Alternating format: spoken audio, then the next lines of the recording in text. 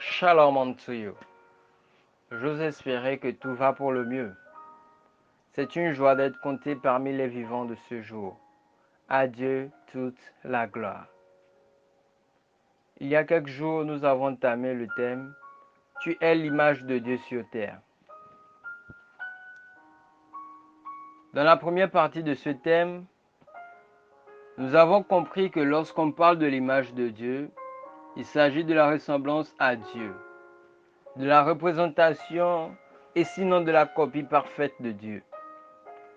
Nous disions que Dieu créa l'homme à son image signifie que Dieu créa l'homme de sorte que l'homme soit son reflet, de sorte que l'homme pense, parle et agisse comme Dieu. Dieu nous a créés pour un but précis. Et en tant qu'enfants de Dieu, à son image et à sa ressemblance, nous sommes appelés à le refléter partout, pour tout et en toutes choses. Tel était là ce que nous avons appris au cours de la première partie de ce thème. Nous poursuivons aujourd'hui avec la deuxième partie. Il est certes vrai que nous avons été créés à l'image de Dieu et à sa ressemblance. Mais il n'en demeure pas moins que ce ne soit pas tout le monde qui a su garder cette identité divine en lui.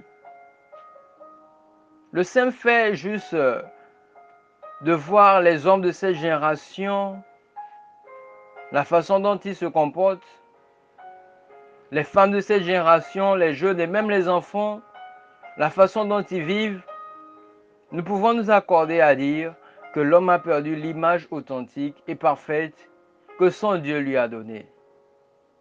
Nombreux sont ceux-là qui ont préféré que leur identité divine soit corrompue par le mal et qui se sont détournés de l'objectif et de la volonté de Dieu pour leur vie.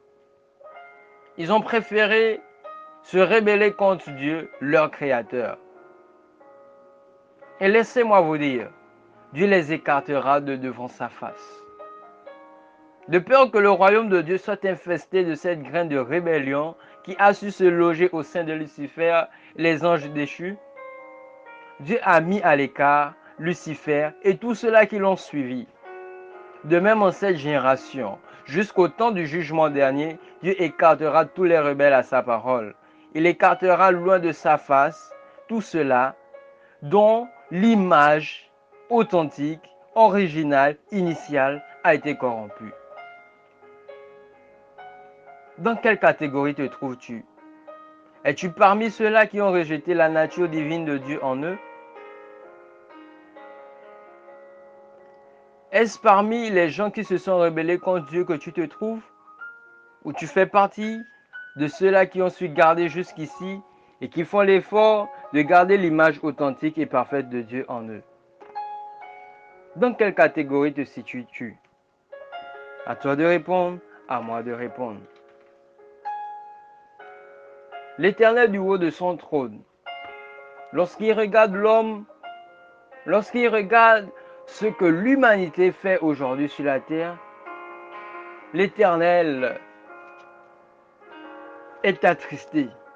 Pourquoi? Parce que, selon que Romains au chapitre 3, les versets 10 à 18 nous apprennent,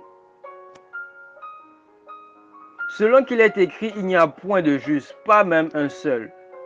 Nul n'est intelligent, nul ne cherche Dieu. Tous sont égarés, tous sont pervertis. Il n'en est aucun qui fasse le bien, pas même un seul. Leur gosier est un sépulcre ouvert. Ils se servent de leur langue pour tromper. Ils ont sous leurs lèvres un venin d'aspic. Leur bouche est pleine de malédiction et d'amertume.